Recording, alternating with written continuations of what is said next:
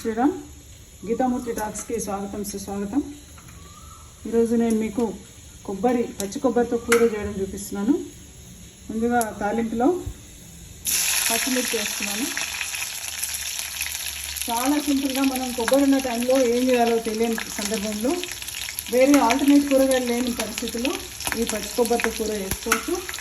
చాలా ఈజీగా ఉంటుంది. దీన్ని రుచికరంగా కూడా ఉంటుంది. తర్వాత చేయడం కూడా చాలా ఈజీ.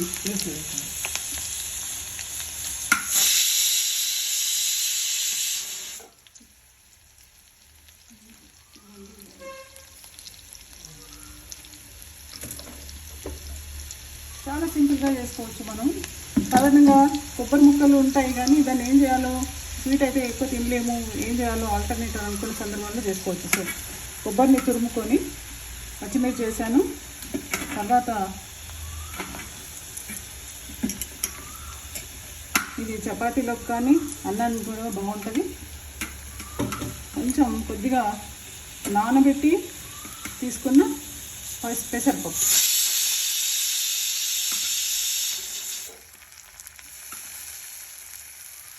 దీంట్లో కొత్తిమీర, కరివేపాకు, నిమ్మకాయ 3 పిండేస్తే ఒక 5 నిమిషాల్లో కూర అయిపోతుంది. ఇది చాలా సింపుల్గా ఉంటుంది. పిల్లలకి రొటీన్గా ఉండకుండా బోర్ కొట్టినప్పుడు కూడా చేసి ఇవ్వచ్చు.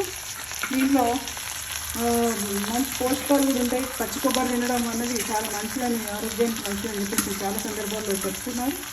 సో పెసరపప్పు చలవదనం, సింపుల్గా అయ్యే ఈ కూరని మనం చేసుకోవచ్చు.